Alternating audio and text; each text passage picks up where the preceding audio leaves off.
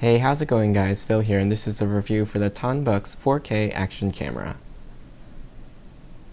You'll receive the action camera in a waterproof housing, an extra battery, a spare waterproof housing door, micro USB charging cable, and a variety of clamps, mounts, sticky pads, straps, and accessories for camera mounting. To remove the camera from its case, pull upward on the front of the black tab on the top, then lift off the latch and fold down the door. Before use, be sure to remove the protective film on the lens so your images aren't blurry. On the case, there's also a very thin plastic film over the lens protector that should also be removed. On the front of the camera is a lens with a 16 megapixel sensor and 170-degree wide-angle field of view. To its left is the power mode button. On the left-hand side, you've got the micro USB charging port, micro HDMI output port, and micro SD card slot, which accepts up to 128GB cards. However, one is not included with the camera. On the opposite side are the menu up and down keys. The up button doubles as the Wi-Fi key for connecting to the smartphone app. On the back is a 2-inch diagonal LCD screen, and on the bottom is the battery bay. On a full charge, this camera runs with the LCD on for about an hour of recording time. After powering on the camera, you can change modes or enter the settings by short pressing the power button.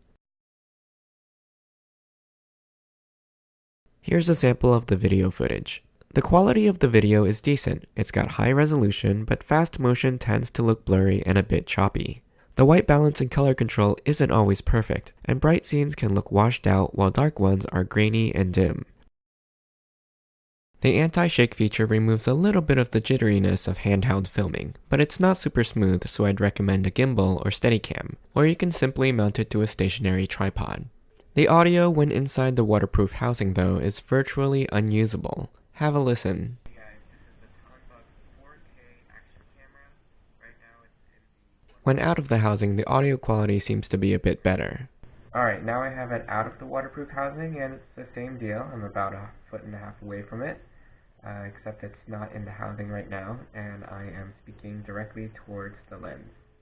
The slow motion mode is pretty cool, and if you use it, it'll make your video look less shaky as well. However, even though the resolution says that it's 720p at 120 frames per second, upon closer inspection there are only 90 frames per second. If you download the XDV app, you can use your smartphone as a remote screen for the device over Wi-Fi.